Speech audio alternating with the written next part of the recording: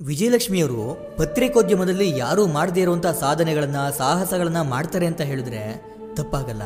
ಯಾಕಂದ್ರೆ ಅವರು ಎಂತೆಂಥ ನ್ಯೂಸ್ಗಳನ್ನ ಜನಗಳ ಮುಂದೆ ತಂದಿಡ್ತಾರೆ ಅಂತ ಯಾರು ಊಹೆ ಕೂಡ ಮಾಡೋಕ್ಕಾಗಲ್ಲ. ಎಂತೆಂಥ ದೊಡ್ಡ ನ್ಯೂಸ್ ಚಾನೆಲ್ಸ್ಗಳೇ ಹೆದರಿ ಹಿಂದೆ ಸರಿಯುವಂತ ನ್ಯೂಸ್ಗಳನ್ನ ರಹಸ್ಯಗಳನ್ನ ಸ್ವಲ್ಪವೂ ಮುಲಾಜಿಲ್ದೆ ಹರಾಜಾಕುವಂತ ಏಕೈಕ ನ್ಯೂಸ್ ಚಾನೆಲ್ ಯಾವ್ದಾದ್ರು ಇದೆ ಅಂದ್ರೆ ಅದು ವಿಜಯ ಟೈಮ್ಸ್, ವಿಜಯಲಕ್ಷ್ಮಿಯವರು ಮಾತ್ರ.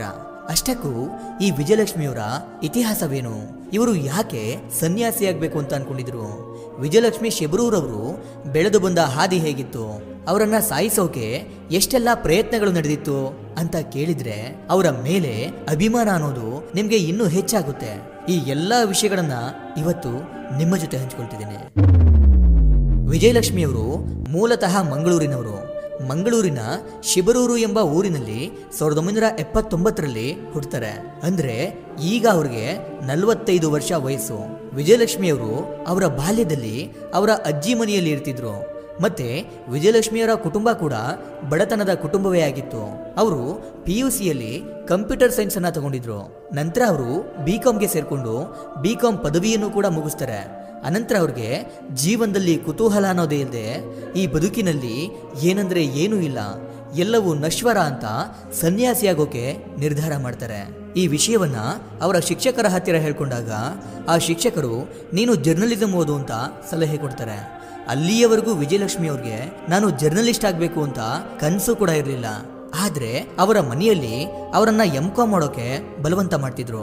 ಓದ್ಲಿಲ್ಲ ಅಂದ್ರೆ ವಿಜಯಲಕ್ಷ್ಮಿ ಅವ್ರಿಗೆ ಮದುವೆ ಮಾಡೋಕೆ ಮುಂದಾಗ್ತಿದ್ರು. ಹೀಗಿರುವಾಗ ಅದ್ಯಾವುದಕ್ಕೂ ತಲೆ ಕೆಡಿಸ್ಕೊಳ್ದೆ ಮನೆಯವರ ಬಲವಂತಕ್ಕೆ ಒಳಗಾಗದೆ ಅವರ ಮಾತನ್ನ ಮೀರಿ ನಾನು ಜರ್ನಲಿಸಂ ಅನ್ನ ಓದ್ಲೇಬೇಕು ಅಂತ ಮಂಗಳೂರು ವಿಶ್ವವಿದ್ಯಾನಿಲಯದ ಮಂಗಳ ಗಂಗೋತ್ರಿ ಕಾಲೇಜಿನಲ್ಲಿ ಜರ್ನಲಿಸಂ ಓದೋಕೆ ಸೇರ್ಕೊಳ್ತಾರೆ.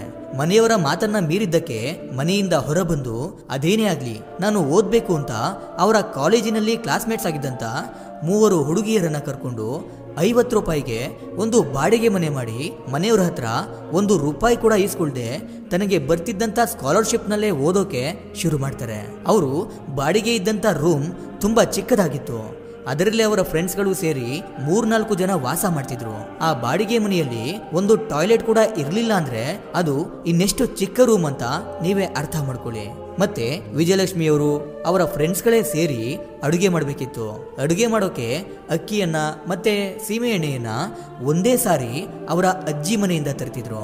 ಹಾಗೆ ಅಡುಗೆ ಮಾಡೋಕೆ ಅಂತ ಸೌದೆಯನ್ನ ಮತ್ತೆ ಹಸುಗಳ ಸಗಣಿಯ ಬೆರಣಿಯನ್ನ ಕಾಲೇಜ್ಗೆ ಹೋಗಿ ಬರಬೇಕಾದ್ರೆ ಅವರ ಫ್ರೆಂಡ್ಸ್ಗಳೆಲ್ಲ ಸೇರಿ ತಗೊಂಡು ಬರ್ತಿದ್ರು. ಜೊತೆಗೆ ಎಷ್ಟೋ ದಿನಗಳು ಊಟ ಮಾಡದೆ ಮಲಗಿದ್ದು ಕೂಡ ಉಂಟು.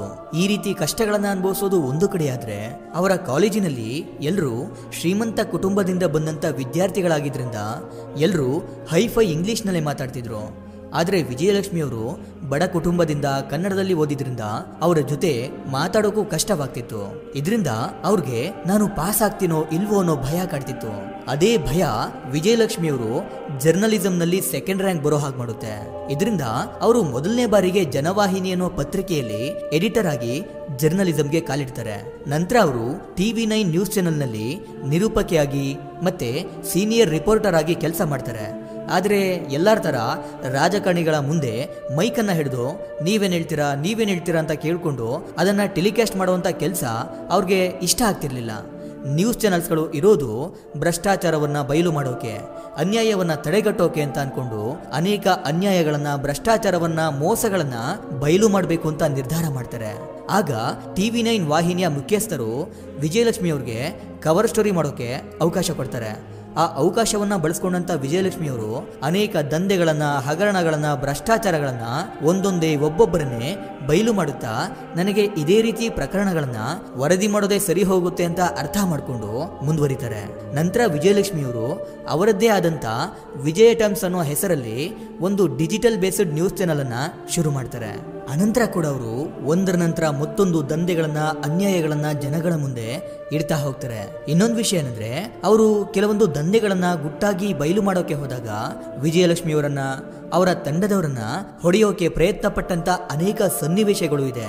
ಅಷ್ಟೇ ಅಲ್ಲ, ವಿಜಯಲಕ್ಷ್ಮಿಯವರ 6 ತಿಂಗಳ ಮಗುವನ್ನ ಸಾಯಿಸೋಕೆ ಪ್ರಯತ್ನಗಳು ಕೂಡ ನಡೆದಿತ್ತು.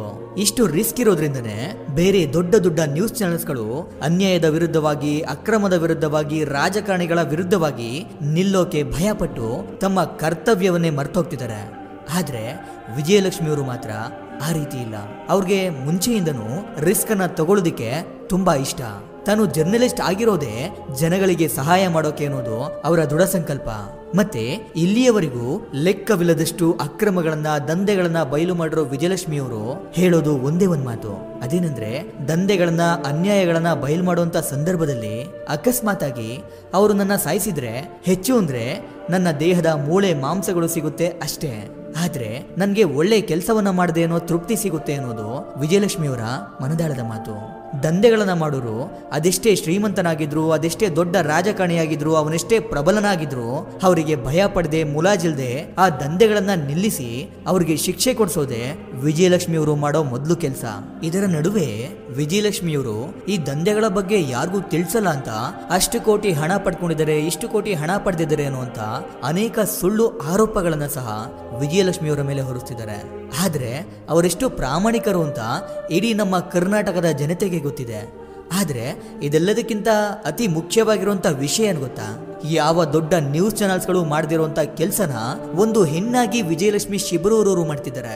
ಇಷ್ಟೆಲ್ಲ ರಿಸ್ಕ್ ಅನ್ನ ತಗೊಂಡು ಈ ಸಮಾಜವನ್ನ ಸರಿಪಡಿಸೋಕೆ ಪ್ರಯತ್ನ ಪಡ್ತಿರೋ ವಿಜಯಲಕ್ಷ್ಮಿ ಅವ್ರಿಗೆ ಹಣದ ಬೆಂಬಲ ಕೊಡೋದು ನಮ್ಮೆಲ್ಲರ ಕರ್ತವ್ಯ.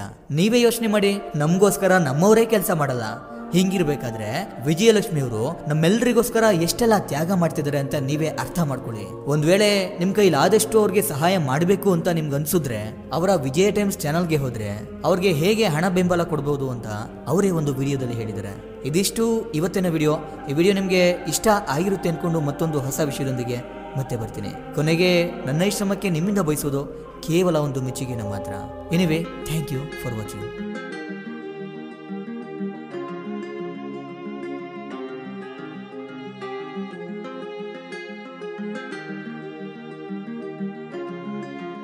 ಇನ್ನೊಂದು 4-5 ತಿಂಗಳು ಅಷ್ಟೇ ನಾನು ನಿನ್ನ ನಡ್ಸಕ್ಕಾಗೋದು.